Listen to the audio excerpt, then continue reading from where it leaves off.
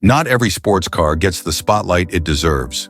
Some models quietly delivered exceptional performance, stunning designs, and exhilarating driving experiences, only to be overshadowed by bigger names. These hidden gems might not have made headlines, but they've earned a cult following for their unique charm and capabilities. Here are the 12 most underrated sports cars of all time. Overlooked icons that deserve a second look. You might just find your next favorite ride on this list.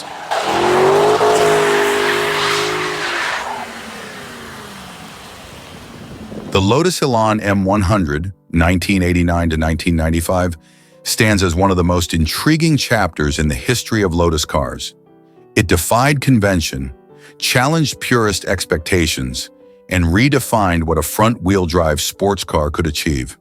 At a time when the brand was synonymous with rear-wheel drive precision and lightweight simplicity, the decision to develop a front-wheel drive roadster was seen by many as heresy. However, Lotus proved that even with such a departure, the essence of the marque, exceptional handling and engineering innovation, could remain intact. Introduced in 1989, the M100 Elan represented a bold step into the future for Lotus. Developed under the ownership of General Motors, the car was envisioned as a modern, accessible sports car that could appeal to a broader audience while still maintaining the driving purity Lotus was known for. The result was a sleek and aerodynamic two-seater convertible that combined cutting-edge technology with Lotus's engineering prowess. At its core was an advanced chassis paired with a turbocharged Isuzu engine, all wrapped in a design that was unmistakably a product of the late 80s and early 90s. The M100 Elan was not just a car, it was a statement of what Lotus could do when it dared to be different. The most controversial aspect of the M100 Elan was, of course, its front-wheel drive layout. For a company whose reputation had been built on the philosophy of rear-wheel drive performance cars like the original Elan and the Esprit, this was a seismic shift. However, Lotus didn't just slap on front-wheel drive and call it a day. The engineers developed a bespoke system that delivered handling characteristics so sharp and balanced that many reviewers of the time declared it the best handling front-wheel drive car ever made. Lotus's mastery of suspension tuning shone through, with the car offering extraordinary grip, precise steering, and remarkable poise even at the limit.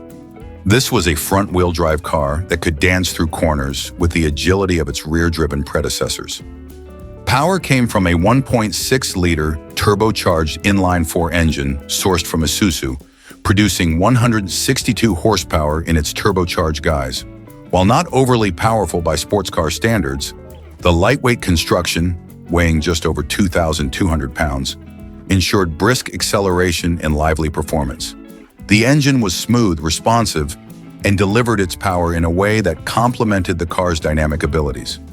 It wasn't about outright speed, but rather the harmonious integration of power, handling, and driver involvement.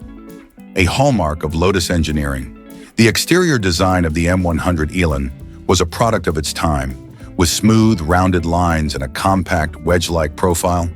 While some found its appearance to lack the timeless elegance of the original Elan, others appreciated its modern and aerodynamic look. The car's proportions were dictated by its functionality, with a short front overhang, a long hood, and a low, wide stance. The retractable soft top was simple to operate, adding to the car's appeal as a practical, everyday roadster. Inside, the Elan was minimalist yet functional, with a driver-focused layout that emphasized ergonomics and visibility. The seats were supportive, the controls well-placed, and the instrumentation clear and straightforward. While the interior materials didn't match the luxury standards of more expensive rivals, they were durable and well-suited to the car's purpose as a driver's machine. Despite its technical brilliance, the M100 Elan struggled in the marketplace. Its launch coincided with a global recession, and its price tag was considered steep compared to competitors like the Mazda MX-5 Miata, which offered rear-wheel drive and a more traditional sports car experience at a lower cost.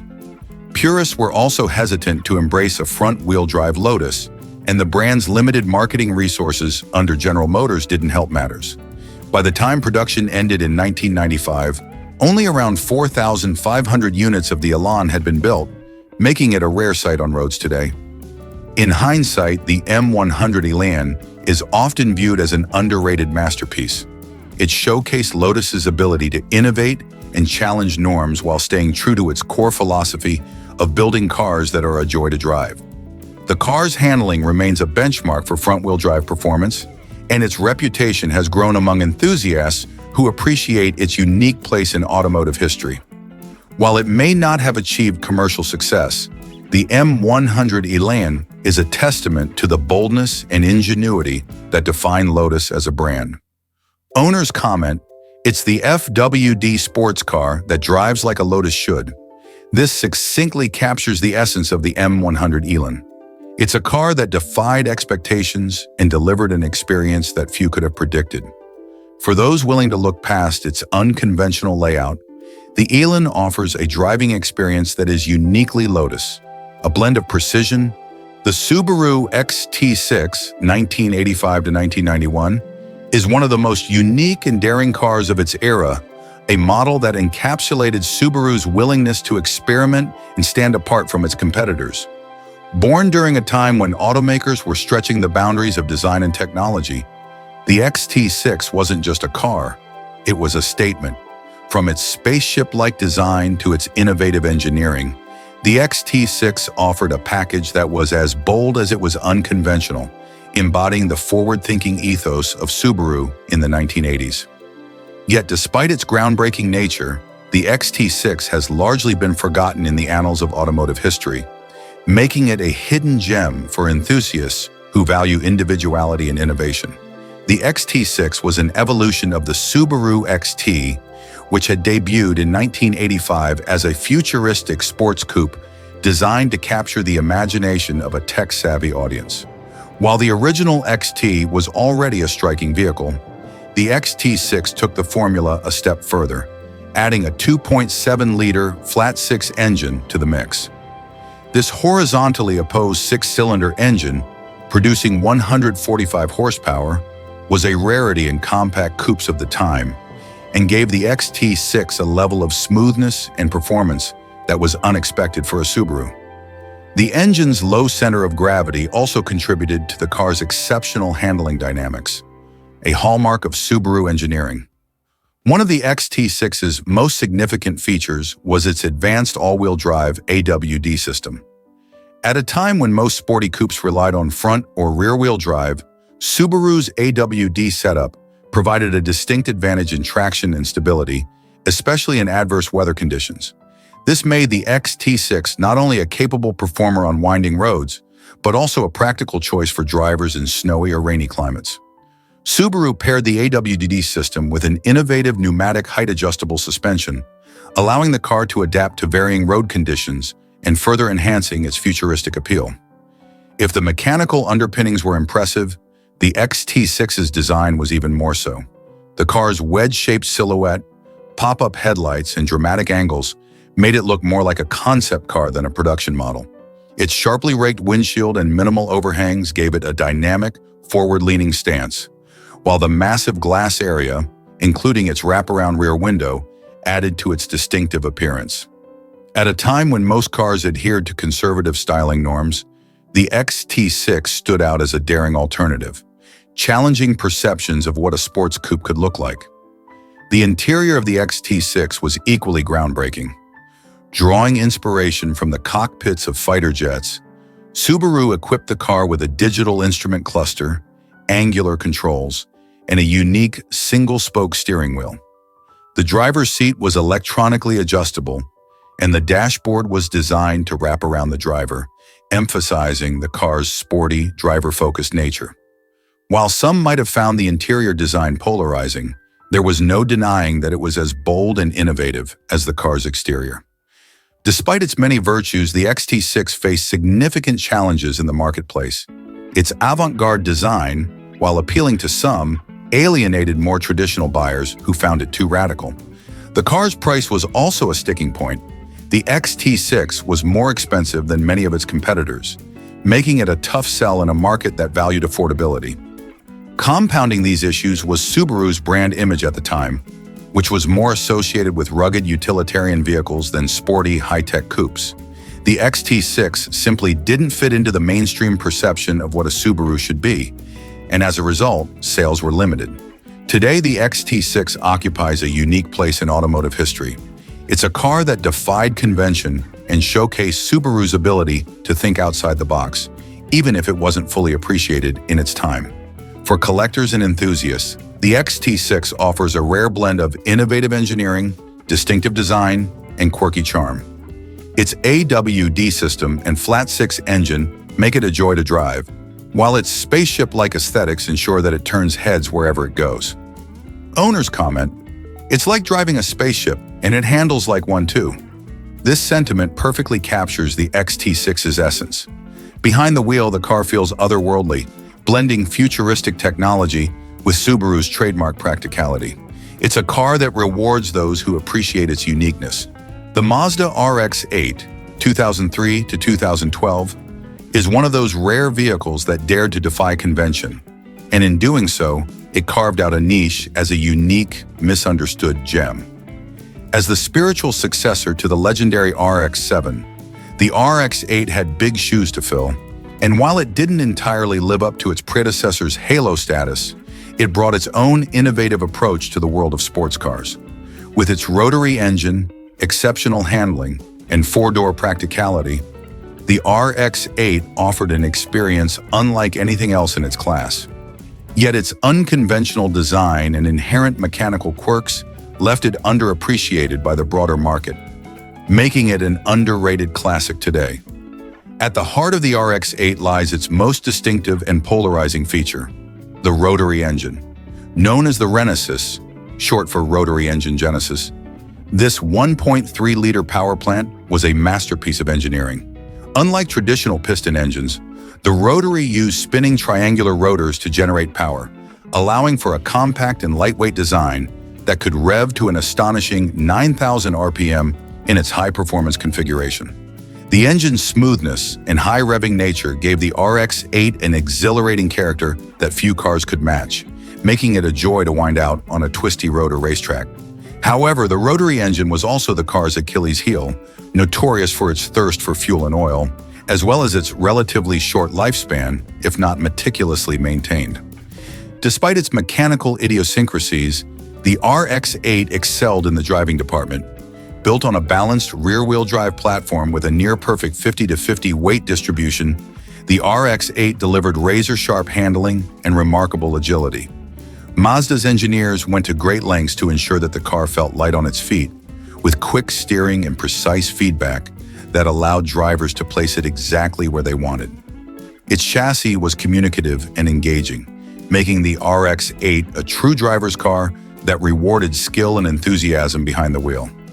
One of the RX-8's most surprising features was its practicality. While it was unmistakably a sports car, Mazda cleverly designed it with 4 doors, 2 standard front doors, and 2 rear-hinged suicide doors for the back seats. This unique layout allowed for easy access to the surprisingly spacious rear seats, making the RX-8 a viable option for families or those who needed to carry more than one passenger.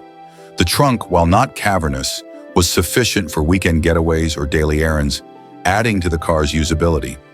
Few sports cars of its time could claim to combine such dynamic performance with everyday practicality.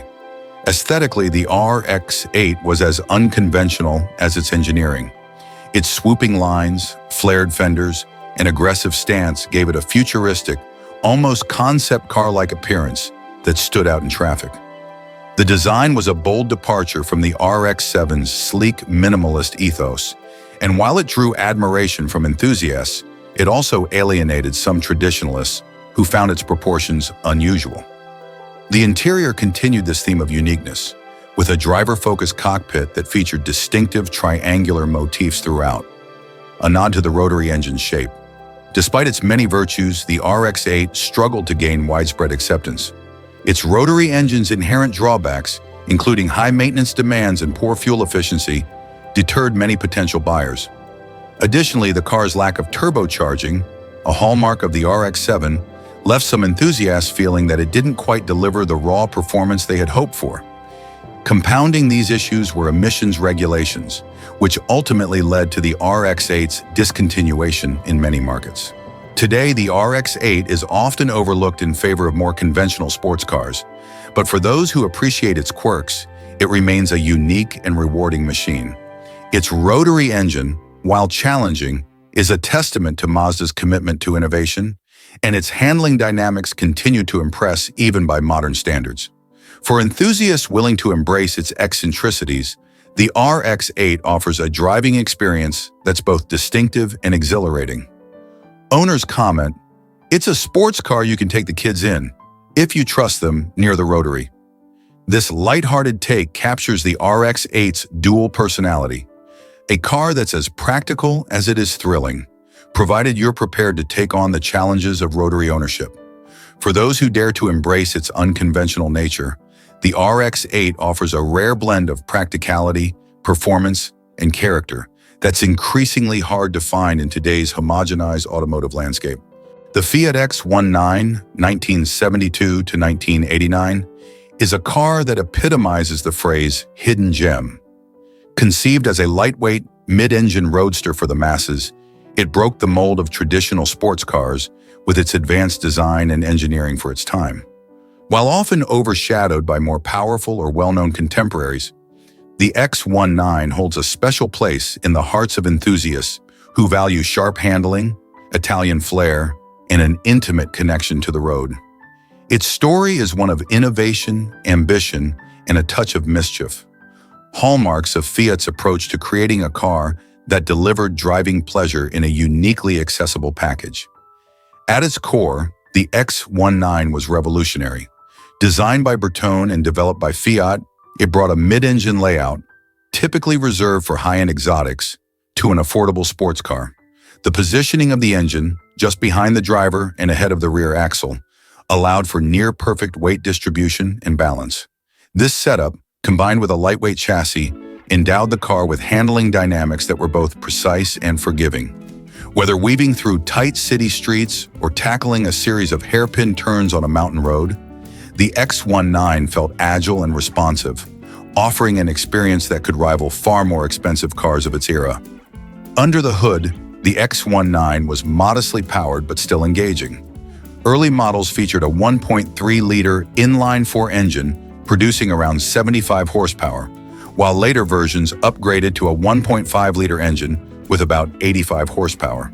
These numbers might not seem impressive by today's standards, but in a car weighing just over 2,000 pounds, they were enough to deliver a lively driving experience.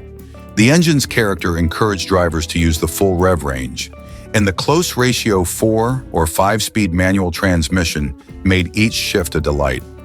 It wasn't a car built for straight-line speed, but one designed to reward skillful driving and maintain momentum through corners.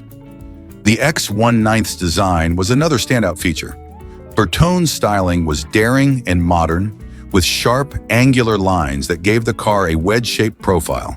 The removable targa roof added versatility, allowing drivers to switch between an open-air roadster and a snug coupe-like configuration.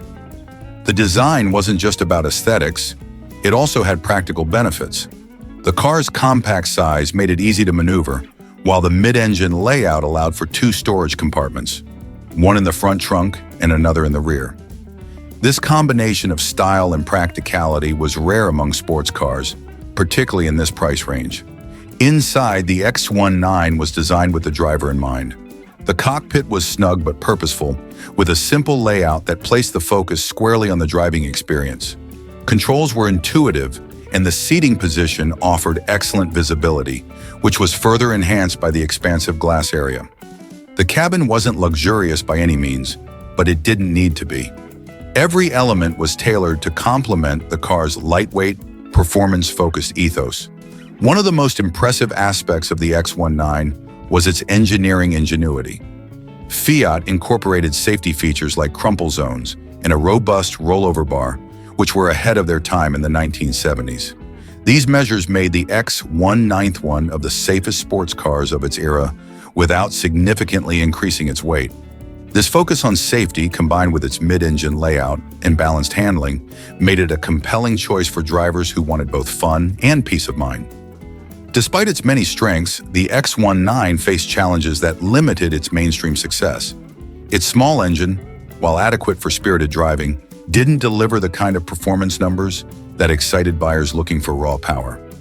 Fiat's reputation for spotty reliability also cast a shadow over the car. Issues like electrical gremlins, mechanical wear, and rust, particularly in regions with harsh winters, plagued many X19s, leading to a high attrition rate. These problems, combined with the car's niche appeal, meant that it never achieved the widespread popularity of competitors like the Mazda MX-5, which arrived later. Yet for those who understand and appreciate the X19's quirks, it remains an irreplaceable icon. Its lightweight construction, mid-engine balance, and Italian styling make it a joy to drive, particularly on winding roads where finesse matters more than outright speed. The X19 is a car that encourages its driver to savor the experience, to focus on the road ahead, to listen to the engine's hum, and to feel the feedback through the steering wheel and pedals. It's a car that transforms even mundane drives into memorable adventures. Today, the X19 enjoys a cult following among enthusiasts and collectors. Its rarity on modern roads only adds to its charm, and well-preserved examples are increasingly sought after. Restorers and fans alike celebrate its combination of innovation, design, and driving dynamics. The Chevrolet Corvair Monza, 1960 to 1969, stands out as one of the most innovative and unconventional cars ever produced by an American automaker. During an era when Detroit was focused on large V8-powered vehicles, Chevrolet took a bold step in creating a rear-engine, air-cooled car aimed at competing with imports like the Volkswagen Beetle and upscale European models. The Monza trim, introduced in 1961, added a touch of sportiness and sophistication to the lineup, transforming the Corvair into a compelling choice for those seeking something unique. At its core, the Corvair Monza was revolutionary for its rear-engine layout, a design typically associated with European brands like Porsche and Volkswagen. This setup, paired with an independent suspension at all four corners, gave the car handling characteristics that were unheard of for American cars of its time. The Corvair Monza felt nimble, responsive, and engaging, especially in contrast to the lumbering sedans and coupes that dominated U.S. roads. It was an American sports coupe with a touch of European flair. The heart of the Corvair Monza was its air-cooled, horizontally opposed six-cylinder engine. Unlike the standard V8s or inline sixes of the era, this flat six design kept the car's weight low and balanced, enhancing its handling dynamics. Early models produced around 80 horsepower, but Chevrolet steadily increased output over the years. By 1965, turbocharged versions of the engine delivered up to 180 horsepower, making the Monza a surprisingly quick car for its size. While it didn't offer the brute force of a muscle car, the Corvair Monza excelled in providing a refined and enjoyable driving experience. One of the defining features of the Monza trim was its interior. Chevrolet aimed to position the Monza as a premium model within the Corvair lineup, and it succeeded. Bucket seats replaced the standard bench, giving the car a more driver-focused feel. Higher quality materials and additional amenities made the cabin feel upscale, especially when compared to the Spartan interiors of the Volkswagen Beetle or other economy cars. The Monza coupe and convertible models also offered sleek, sporty styling that appealed to younger buyers looking for something both practical and fun. The Corvair Monza's styling evolved over its production run. Early models featured simple, clean lines and subtle chrome accents, while the 1965 redesign brought a more aggressive and streamlined look. The second-generation Corvair Monza, often regarded as the most attractive iteration, featured a longer hood, sharper body creases, and a fastback-like roofline. It was a car that looked modern and sporty, standing out on American roads while still offering a degree of practicality with its compact dimensions and roomy trunk. However, the Corvair's reputation was tarnished by controversy. In 1965, Ralph Nader's book, Unsafe at Any Speed, criticized the first-generation Corvair's handling characteristics, particularly its tendency to oversteer due to the rear engine layout and unconventional swing axle suspension. While Chevrolet had already addressed these issues with the redesigned 1965 models by adding a fully independent rear suspension, the damage to the Corvair's image was done. The car became a symbol of safety concerns, overshadowing its many merits.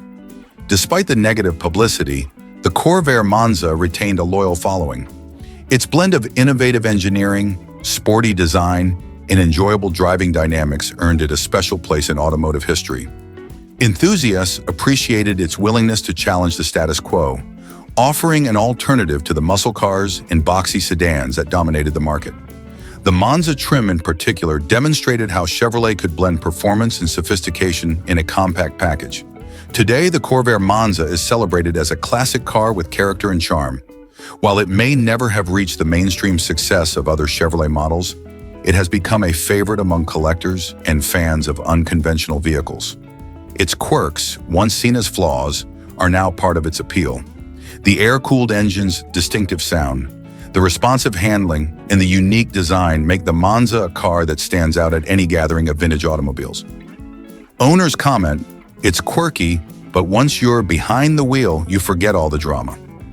That sentiment perfectly captures the Corvair Monza's enduring allure. It's a car that rewards those willing to look past the controversy and appreciate it for what it truly is, a bold, innovative, and fun-to-drive machine that dared to be different in an era of conformity. The Ford Probe GT 1988 to 1997 is one of those cars that history seems to have overlooked, but it deserves a second glance. Born out of a collaboration between Ford and Mazda, the Probe was a departure from Ford's traditional muscle car lineage.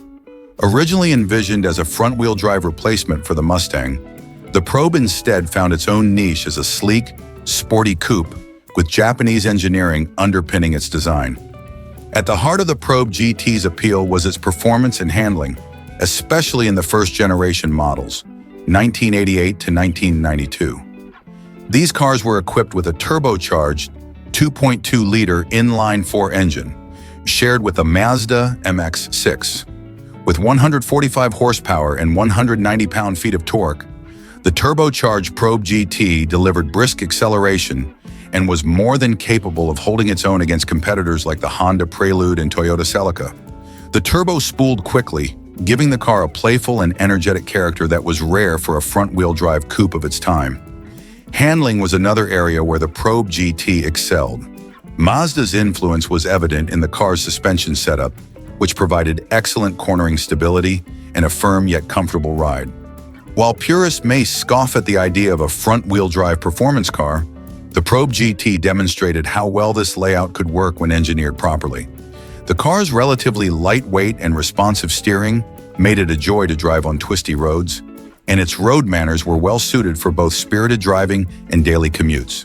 The Probe's design was perhaps its most polarizing feature, particularly in the second generation, 1993 to 1997. The sleek, aerodynamic body was a stark contrast to the muscular lines of the traditional Mustang, and while some criticized it for looking too Japanese, others appreciated its futuristic, almost concept car-like appearance. The pop-up headlights, sculpted hood, and smooth roofline gave it a clean, modern look that helped it stand out from the crowd. Inside, the Probe GT offered a driver-focused cabin with sporty touches like supportive bucket seats and a well-laid-out dashboard. The interior materials weren't luxurious, but they were functional and ergonomic. The second-generation models added a more refined feel, with upgraded materials and additional features like power accessories and an available premium sound system. One of the Probe GT's defining traits was its connection to Mazda. Built on the same platform as the Mazda MX-6 and the Mazda 626, the Probe inherited much of Mazda's engineering expertise, which contributed to its reliability and driving dynamics. The 2.5-liter V6 engine, introduced in the second-generation GT trim, was another Mazda-sourced gem. Producing 164 horsepower, this naturally aspirated V6 was smooth, responsive, and offered a broader power band than the earlier turbocharged four-cylinder.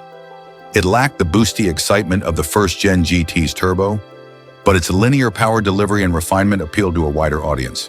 Despite its strengths, the Probe GT never quite achieved the level of success Ford had hoped for. Part of the issue was its identity crisis. It wasn't a Mustang, but it also wasn't a full-fledged sports car. The front-wheel drive layout alienated traditional muscle car fans, while the coupe's sporty aspirations didn't align with the preferences of buyers looking for practical sedans or SUVs. Additionally, the rising popularity of Japanese coupes like the Honda Prelude and Nissan 240SX overshadowed the Probe, even though it offered comparable performance at a competitive price. Today, the Ford Probe GT is a hidden gem in the world of affordable classic cars. Its distinctive design, solid performance, and connection to Mazda give it a unique appeal, especially for enthusiasts who appreciate underappreciated models. Finding a well-maintained Probe GT can be a challenge, as many have succumbed to neglect or high mileage. But those who do manage to snag one are often surprised by how capable and enjoyable it is. Owners comment, "It's sleek, quick, and has the heart of a Mazda." That sentiment captures the essence of the Ford Probe GT. It's a car that defies expectations and offers more than its modest reputation suggests. While it may never achieve the iconic status of the Mustang or other Ford performance cars, the Probe GT remains a testament to the creativity and collaboration that can produce something truly unique in the automotive world. For those who enjoy driving something a little different, the Probe GT is a rewarding choice that delivers on its promise of sporty fun without breaking the bank. The Pontiac Fiero GT, 1985 to 1988, holds a special place in automotive history as America's first mass-produced mid-engine car. Despite its controversial early years and challenges, the Fiero GT is now regarded as an underrated classic that showcases the potential of American engineering, especially when it comes to affordable sports cars. With its mid-engine layout, lightweight construction, and nimble handling, the Fiero GT proved that a compact, relatively inexpensive car could offer thrilling performance, all while challenging preconceived notions about American cars. When the Pontiac Fiero was first introduced in 1984, it generated a lot of buzz. It was a small, sporty car with a unique plastic body that gave it a futuristic look. However, the early models were plagued with issues: reliability problems, a lackluster engine, and underwhelming handling. These early drawbacks dampened the Fiero's potential and hurt its reputation. But for those who stuck with it, the 1985 to 1988 Fiero GT versions offered a massive improvement in both performance and reliability, turning the car into a true contender in the sports car world. The Fiero GT featured a 2.8-liter V6 engine that produced 140 horsepower and 170 pound-feet of torque, a significant step up from the earlier four-cylinder variants. This V6 engine, coupled with the car's lightweight, around 2,500 pounds, gave it enough punch to make driving an exhilarating experience. The mid-engine layout allowed for superior balance and cornering capability, and the low center of gravity contributed to its stable handling, which became one of the car's defining characteristics. Thanks to its rear-mounted engine, the Fiero GT offered handling that rivaled cars from more established sports car brands. The chassis was stiff, and the suspension setup, independent rear suspension and a front anti-roll bar, helped ensure that the car could handle tight turns with precision. The result was a driving experience that was both agile and connected, making the Fiero GT a joy to drive on twisty roads or even at the occasional autocross event. The car's steering was responsive, and the mid-engine configuration gave it excellent balance, offering a driving experience that felt more expensive than its price tag. Visually, the Fiero GT also stood out.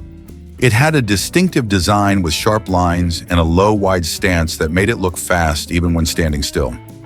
The GT version came with larger wheels and tires, enhancing the car's aggressive appearance, as well as a set of sporty ground effects that added to its performance-oriented aesthetics. The rear spoiler and subtle flared wheel arches also gave the Fiero GT a unique, unmistakable presence on the road. Although some critics labeled it as quirky, there's no denying that the Fiero's design was bold and ahead of its time, especially considering that it was built in the mid-1880s. Inside, the Fiero GT featured an updated interior with sportier touches. The cockpit-style dashboard, supportive bucket seats, and driver-oriented controls made it feel like a true performance car. Despite the car's compact dimensions, there was adequate room for 2 passengers, and the trunk was surprisingly roomy for a mid-engine car, thanks to the storage space in the front and rear compartments. While the interior materials weren't luxurious, they were practical and gave the Fiero GT a youthful, athletic vibe. For many owners, the interior's simplicity and functionality were perfect for the car's purpose: to provide a fun, engaging driving experience at a price that didn't break the bank. While the Fiero GT was never a sales success on the scale of other American performance cars, it nonetheless earned a devoted following among driving enthusiasts. Its affordability compared to European competitors, combined with its unique engineering, made it an intriguing option for those who wanted a true sports car without the astronomical price tag.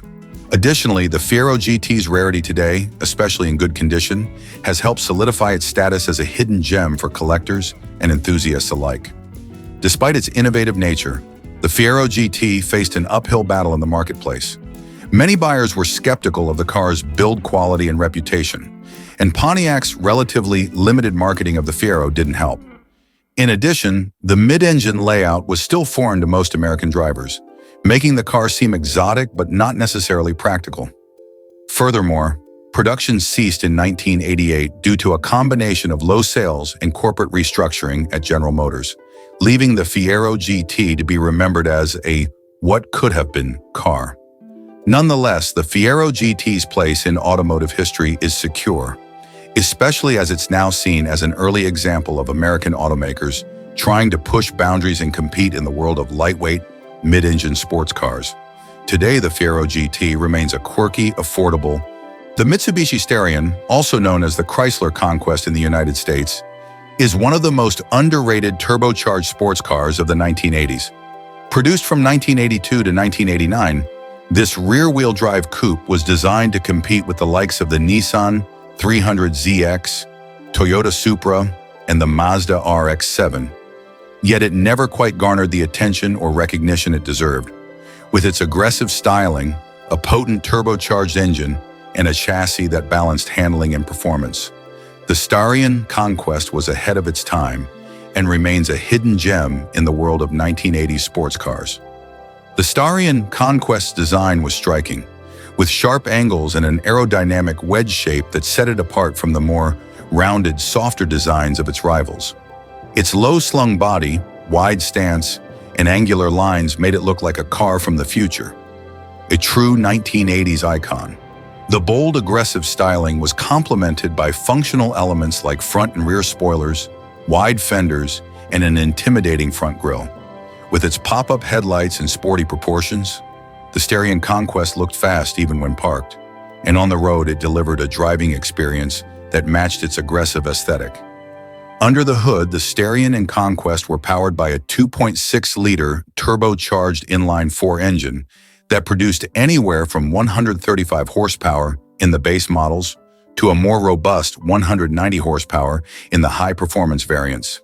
This turbocharged engine, paired with rear-wheel drive, gave the car a balanced performance profile that allowed for thrilling acceleration, excellent handling, and precise control on twisty roads. The turbocharger helped the car reach impressive top speeds and quick 0 to 60 times, putting it on par with many of its contemporaries, such as the aforementioned Supra and 300ZX, which were also known for their impressive performance during the era. In terms of handling, the Starion Conquest was a standout. It featured a 4-wheel independent suspension system with McPherson struts in the front and a multi-link setup in the rear. This allowed the car to offer both ride comfort and sharp handling, making it a joy to drive on winding roads. The car's rear-wheel drive layout also contributed to its balanced driving dynamics, offering a responsive and engaging driving experience. Whether carving through corners or zipping down the highway, the Starion Conquest's handling was nimble and precise. The car was known for its tight, controlled cornering, aided by its well-tuned suspension and the balance of the turbocharged power. Despite its solid performance, the Starion Conquest suffered from relatively low visibility in the U.S. market, partially due to its branding and marketing. Chrysler sold the car under the Conquest nameplate, while Mitsubishi kept it as the Starion in other markets. But the brand's reach and presence were not as strong as its competitors at the time. Furthermore, while the car was performance-oriented, it wasn't marketed as a true sports car in the way that others like the Toyota Supra or Nissan 300ZX were, limiting its appeal among performance car enthusiasts. The interior of the Starion Conquest was simple but functional, with a focus on the driving experience.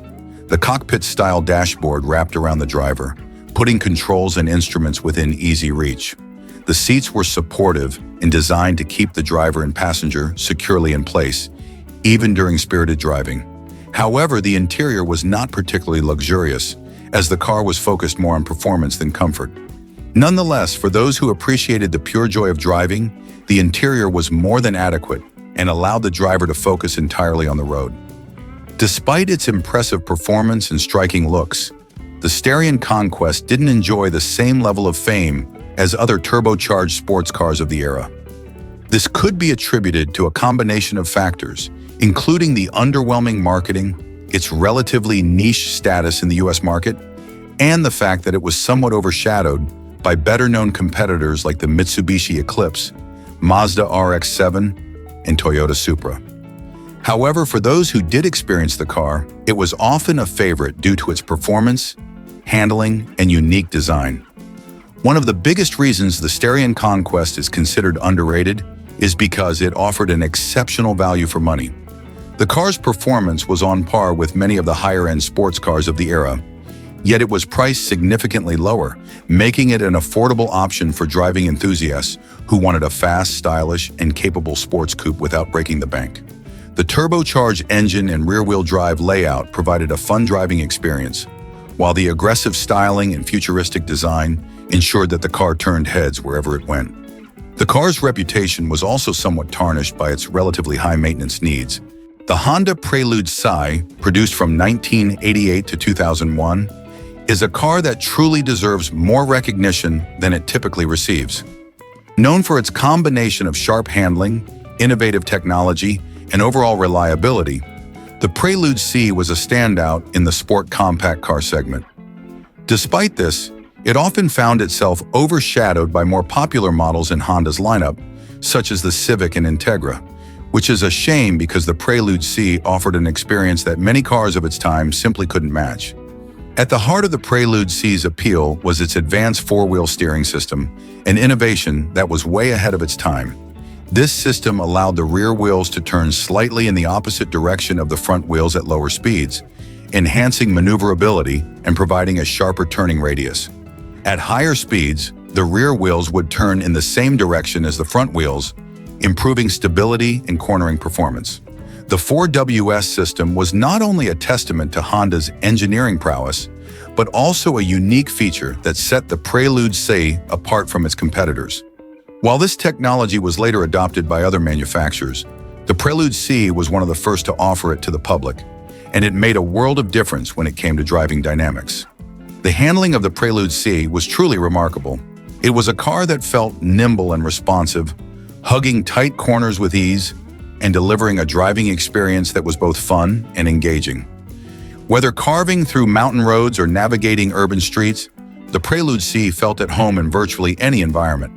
The combination of the 4WS system, a well-balanced chassis, and precise steering made the Prelude Si an incredibly capable car, and it earned praise from enthusiasts and critics alike for its handling performance.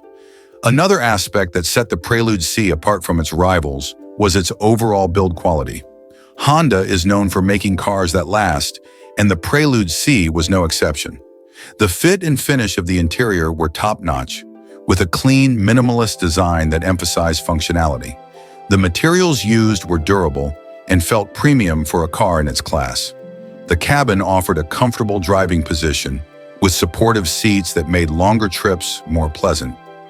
Though it wasn't particularly flashy, the interior of the Prelude Si was well thought out, providing a no-nonsense environment that was both comfortable and functional. Under the hood, the Prelude Si was equipped with a 2.0-liter, 16-valve, DOHC inline-4 engine, which provided a solid balance of power and efficiency. In the 1988 to 1991 models, This engine produced around 135 horsepower, while later models saw slight increases in power. While it wasn't the most powerful engine in its class, the Prelude Si's performance was more than enough to provide a thrilling driving experience, especially when paired with the car's excellent handling characteristics. The engine was mated to a 5-speed manual transmission, which offered a smooth and engaging driving experience.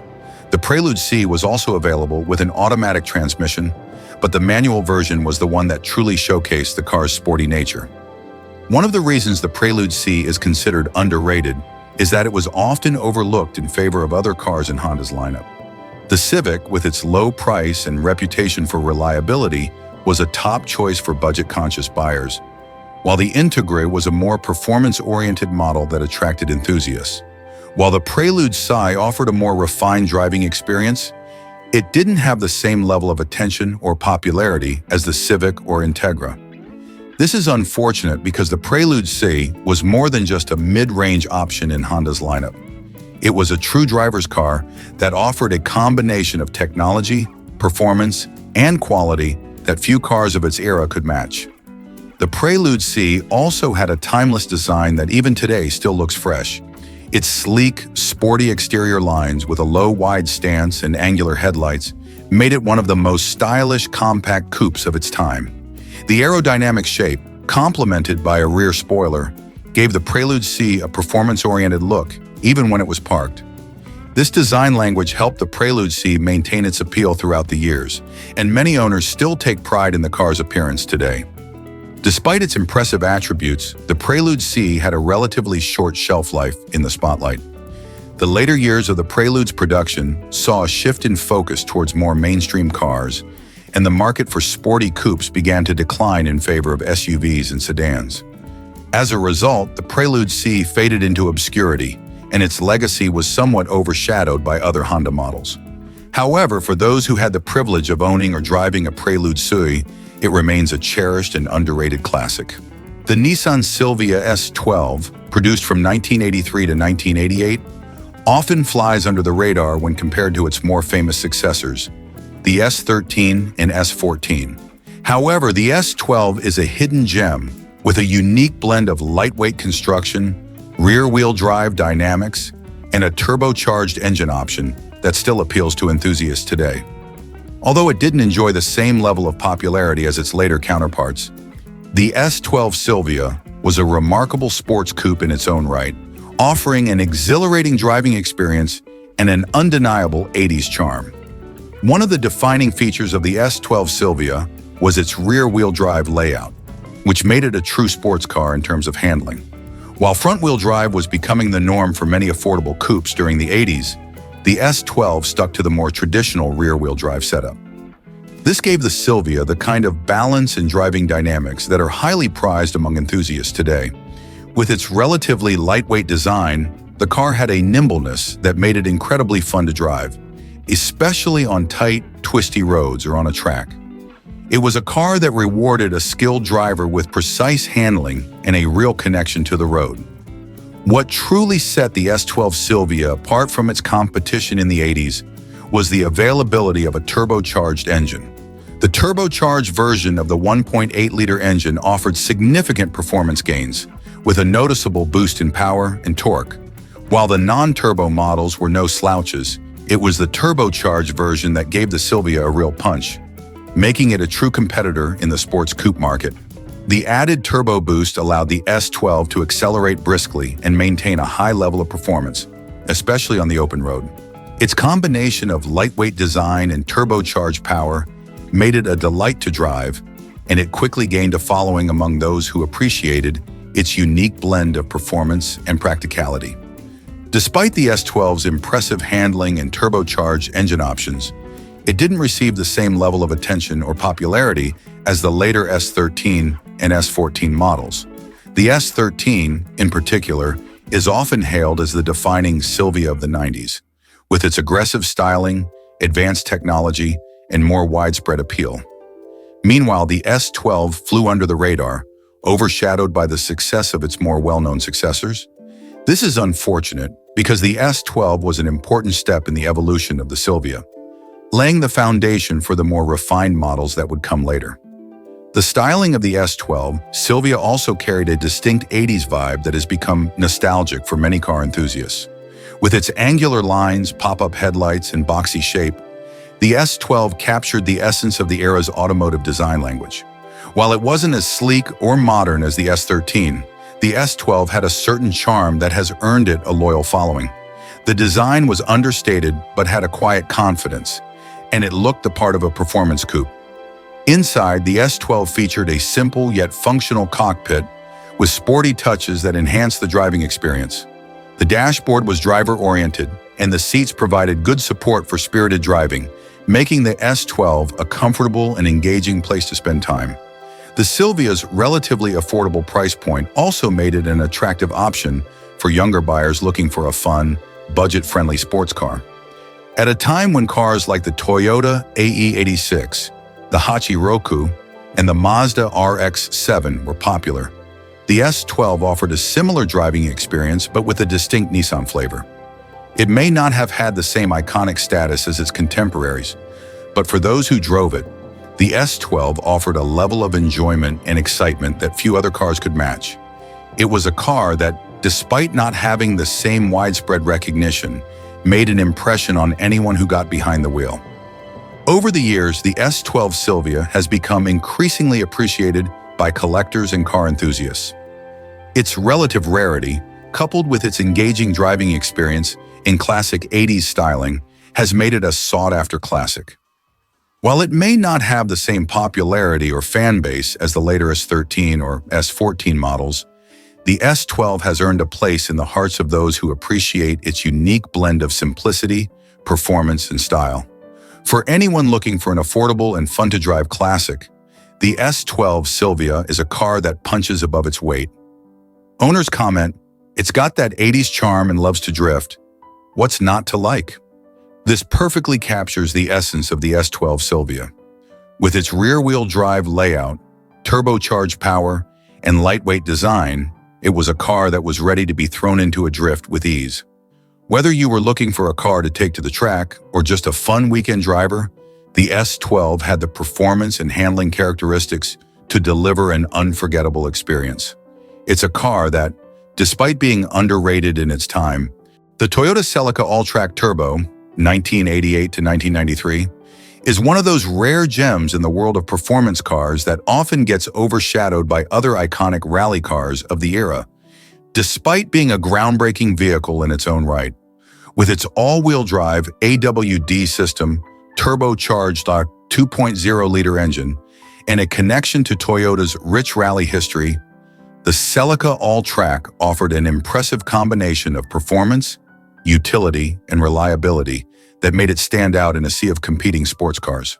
However, it failed to achieve the same legendary status as Subaru's Impreza WRX or Mitsubishi's Lancer Evolution, two names that dominated the rally world during the 90s.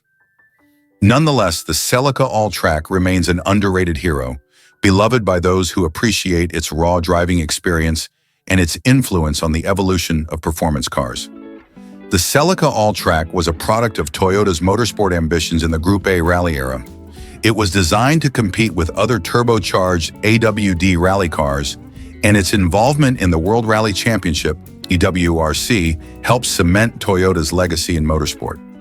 The car's design was purposeful and practical, combining the typical Celica styling with a sporty and aggressive edge that hinted at its rally roots.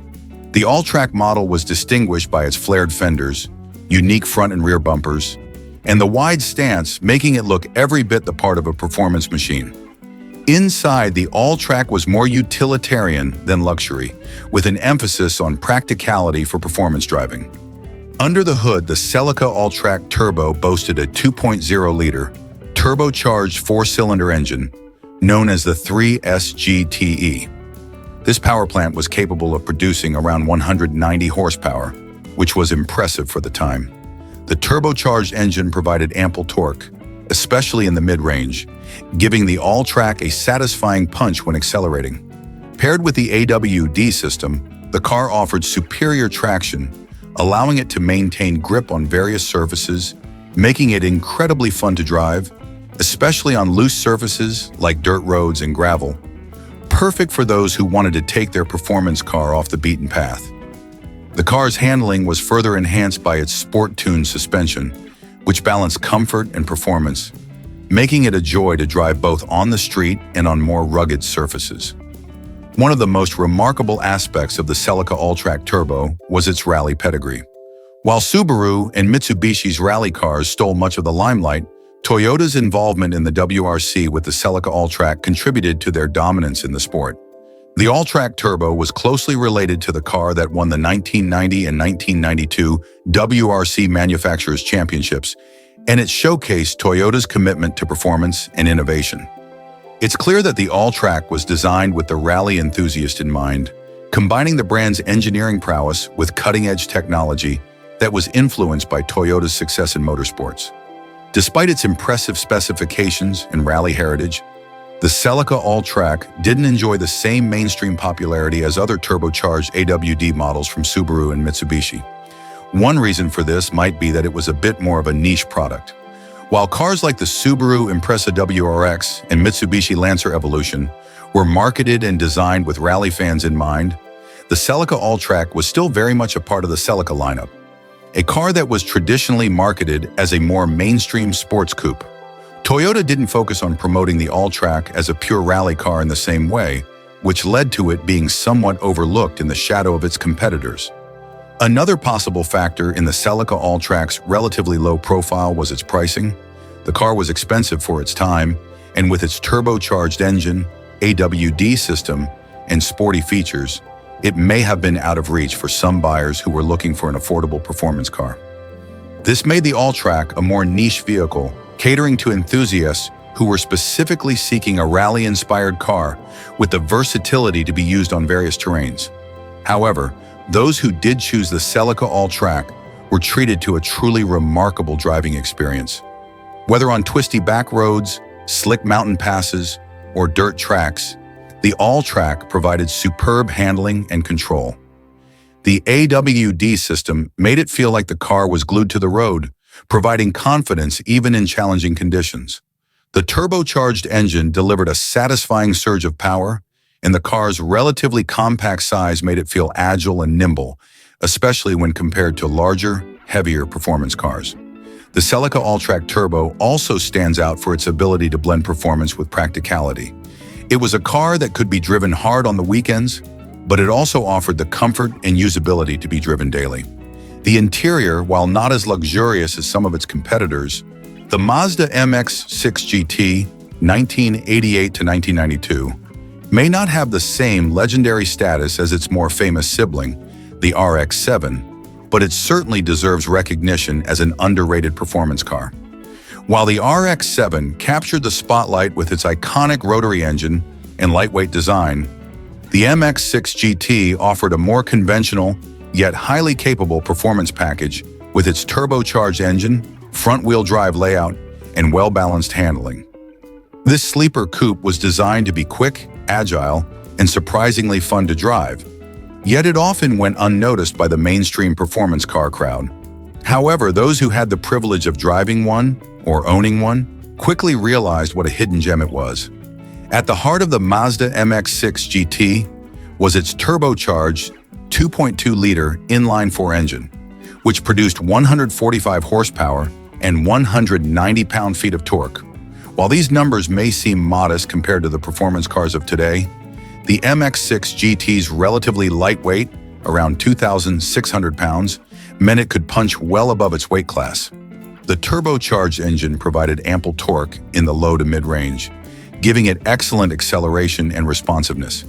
This made the MX-6 GT a joy to drive, especially when paired with its precise front-wheel drive handling. What set the MX-6 GT apart from other cars of its era was its balance of performance and everyday usability. Mazda managed to craft a car that was not only quick and fun to drive, but also comfortable enough for daily use. The ride was firm, but not punishing, and the interior was designed with quality materials that made the car feel more premium than its price tag would suggest. The front-wheel drive layout, while not as exhilarating as rear-wheel drive for some driving enthusiasts, provided a level of predictability and confidence that made it easy to drive. even in wet or slippery conditions. The suspension was well-tuned for sporty handling, giving the car a responsive feel without being overly harsh on rough roads. Despite its impressive performance, the MX-6 GT was often overshadowed by its more iconic counterparts, including the RX-7 and the Nissan 300ZX. It didn't have the same aggressive styling or the rotary engine that Mazda enthusiasts flocked to in the RX-7, and it wasn't as widely recognized in the performance car community as its Japanese rivals. As a result, the MX-6 GT became something of a sleeper, a car that flew under the radar but was able to hold its own when the light turned green. Owners of the MX-6 GT often found themselves surprising other drivers, especially on twisty roads or during streetlight drag races. Another factor that contributed to the MX-6 GT's underrated status was its more practical nature. While cars like the RX-7 and Nissan 300ZX were more focused on performance and were typically less forgiving when it came to day-to-day usability, the MX-6 GT offered a more well-rounded package. It had rear seats that were surprisingly spacious for a coupe, making it more versatile for owners who needed to carry passengers or cargo. The trunk space was also respectable for a compact car, adding to the MX-6 GT's practicality as a daily driver. In terms of styling, the MX-6 GT had a sleek, aerodynamic design that was a departure from the more angular designs of some of its competitors. It wasn't as flamboyant as some of the performance cars of the era, but its low-slung body, aggressive front end, and subtle rear spoiler gave it a sporty, purposeful appearance. The styling wasn't over the top, but it was elegant and attractive, with just enough visual flair to suggest that this car meant business when it came to performance. While the MX-6 GT may have flown under the radar when it was new, it has become a sought-after car among enthusiasts today. Its turbocharged engine, front-wheel drive handling, and surprisingly refined ride make it a fun and rewarding car to drive. It's also relatively affordable compared to other sports cars from the same era, making it an appealing option for buyers looking for a unique and underrated performance car. The MX-6 GT's reliability and low maintenance costs also contribute to its appeal. While some performance cars can be expensive to maintain, Mazda's reputation for building durable, well-engineered cars meant that the MX-6 GT was often a more sensible option for those who wanted a quick car without the high cost of ownership. This practicality, combined with the car's turbocharged engine and solid handling, makes the MX-6 GT an appealing choice for anyone looking for an affordable, fun-to-drive sports coupe that offers more than meets the eye. Owners comment, "It's the car no one notices until you leave them behind at the light." This perfectly sums up the essence of the MX-6 GT. It's not a car that demands attention, but it rewards those who appreciate its subtle performance capabilities. With its turbocharged engine, front-wheel drive, and balanced handling,